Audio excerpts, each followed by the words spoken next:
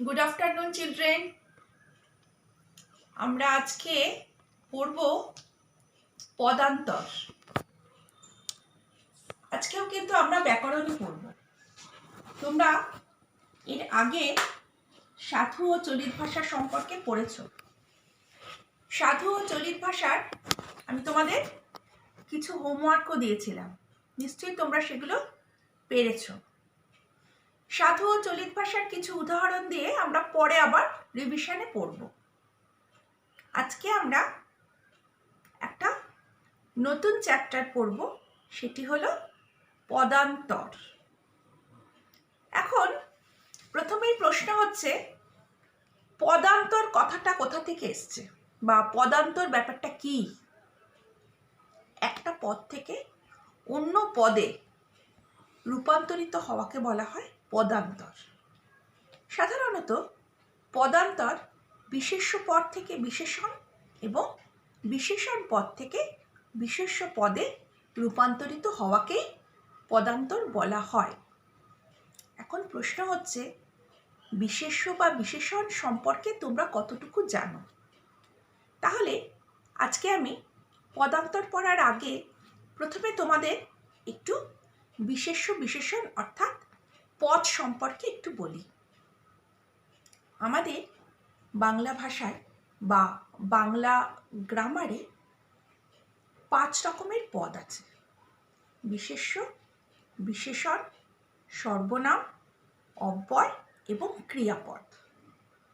এই 5 রকমের পদের মধ্যে তোমরা নিশ্চয়ই এর সম্পর্কে অবগত আছো বা তোমরা নিশ্চয়ই জানো। আমি তাও আরেকবার তোমাদেরকে বলে দিচ্ছি। ধরো কোনো একটি বাক্য, সেই বাক্য বলতে আমরা কি বুঝি? যখন কিছু শব্দ পাশাপাশি বসে মনের ভাব সম্পূর্ণরূপে প্রকাশ করে, তখন আমরা তাকে বলি বাক্য। এই বাক্যের ভেতরে যে শব্দগুলো থাকে, প্রত্যেকটা শব্দকেই বলা হয় এক একটি পদ। এবার ধরো আমরা একটা উদাহরণ দিই। উদাহরণ দিলে তোমাদের কাছে পদ ব্যাপারটা মনে হয় পরিষ্কার হবে। যেমন ধরো,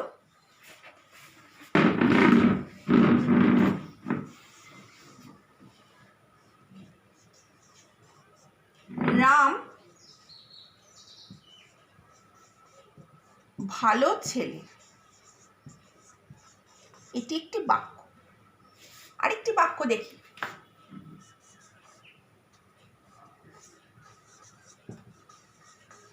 রহিম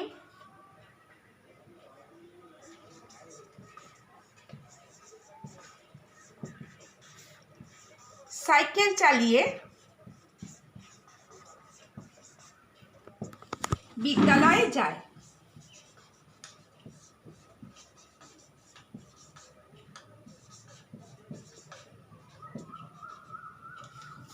আমরা এখানে দুটি বাক্য দেখছি। এই দুটি বাক্যর ভেতরে আমরা কি দেখছি?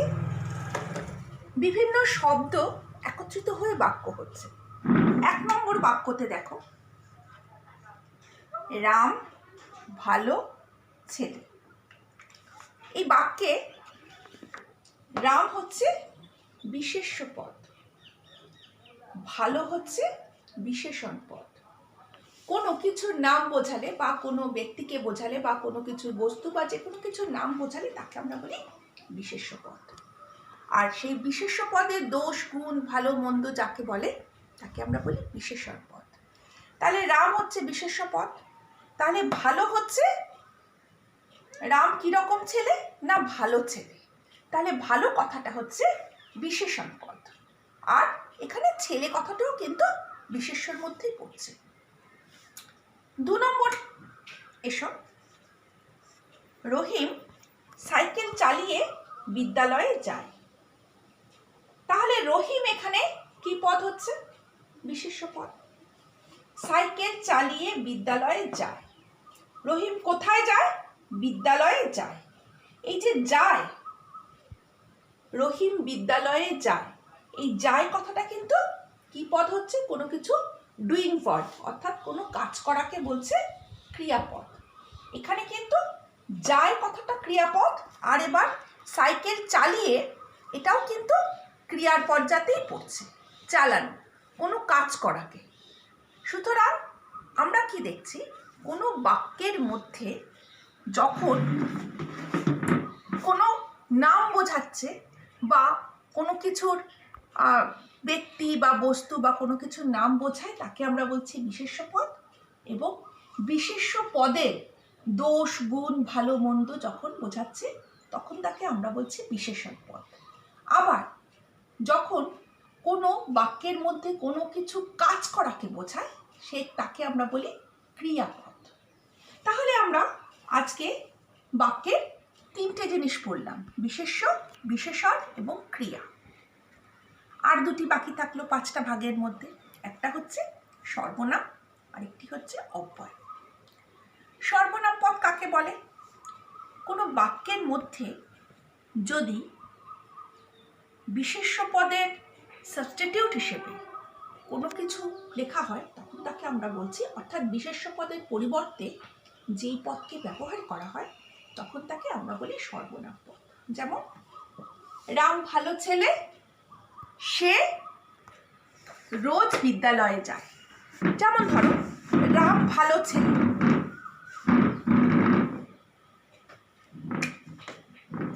সে রোজ বিদ্যালয়ে যায়।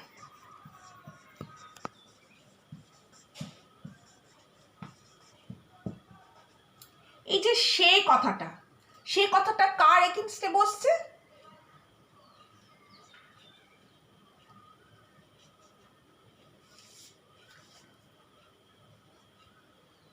সে কথাটা কার এতে বসছে? রামের পরিবর্তে বসছে। তাহলে রাম যদি বিশেষ্য হয়, তাহলে বিশেষ্য পদের পরিবর্তে যে সে বসছে, তাহলে এই সেকে আমরা কি বলছি? সর্বনাম পদ। তাহলে বিশেষ্য পদের পরিবর্তে আমরা যা ব্যবহার করি, তাকে আমরা বলছি সর্বনাম পদ। আরেকটা কি বাকি থাকলো? অব্যয়। অব্যয় হচ্ছে লিঙ্গ বচন ভেদে বা যার কোনো ব্যয় নেই, তাকে আমরা বলছি অব্যয়। অর্থাৎ রাম ও শ্যাম দুজনে ভালো বন্ধু। এই ও কথাটা, আমি যাব কিংবা তুমি আসবে, এই যে কিংবা, সে যাবে কিন্তু বিকেলের পর, এই যে কথাটা, অর্থাৎ কিন্তু। তাহলে এগুলিকে আমরা বলছি অব্যয়। তাহলে আজকে আমরা কি পড়লাম এখন পর্যন্ত, যে কোনো একটি বাক্যে তার 5 রকমের পদ থাকে। কি? বিশেষ্য, বিশেষণ, সর্বনাম, অব্যয় এবং ক্রিয়া। এই 5 রকমের পদের মধ্যে সাধারণত পদান্তর বলতে আমরা কি বুঝি? বিশেষ্য থেকে বিশেষণ বা বিশেষণ থেকে বিশেষ্য পদের রূপান্তরকেই বলা হয় পদান্তর। তাহলে পদান্তর কাকে বলে? পদান্তর বলতে আমরা বুঝি বিশেষ্য পদ থেকে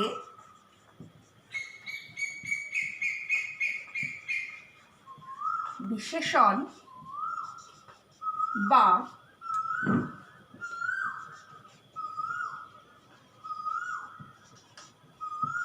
বিশেষণ পদ থেকে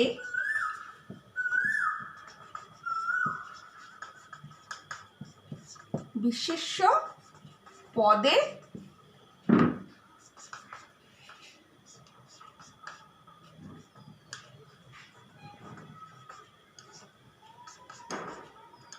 রূপান্তর।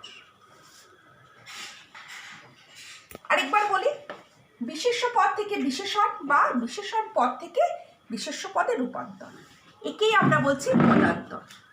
এই পদান্তর এবার আমি যদি তোমাদের কিছু উদাহরণ দিই, তাহলে তোমাদের কাছে এটা এখন পরিষ্কার হয়ে যাবে। তাহলে আমরা যেমন ধরো, আমি তোমাদের একটু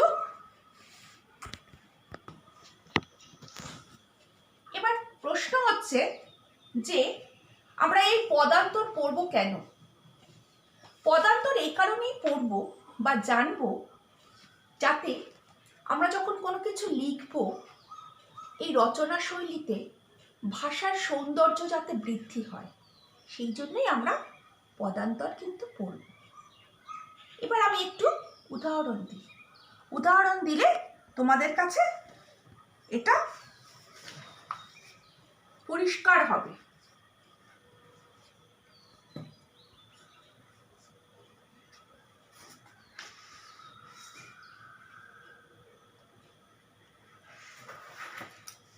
উদাহরণের প্রথমে আমি তোমাদের একটি বাক্য বলি, বাক্য দিয়ে যদি বোঝাই তাহলে তোমাদের পরিষ্কার হবে।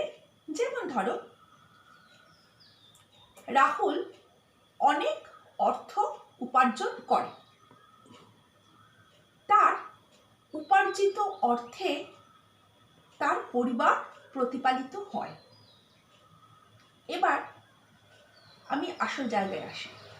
রাহুল অনেক অর্থ উপার্জন করে, উপার্জন একটি পদ, বিশেষ্য পদ, তার সঙ্গে তার উপার্জিত অর্থে সংসার প্রতিপালিত হয়।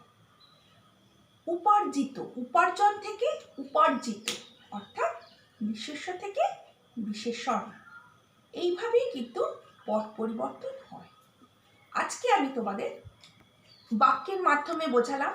এরপর অর্থাৎ কালকে থেকে আমি তোমাদের বিশেষ্য থেকে বিশেষণ কিভাবে হয় এবং বিশেষ্য থেকে বিশেষণ কোনগুলি আসছে সেগুলি সম্পর্কে বিশদভাবে বলব।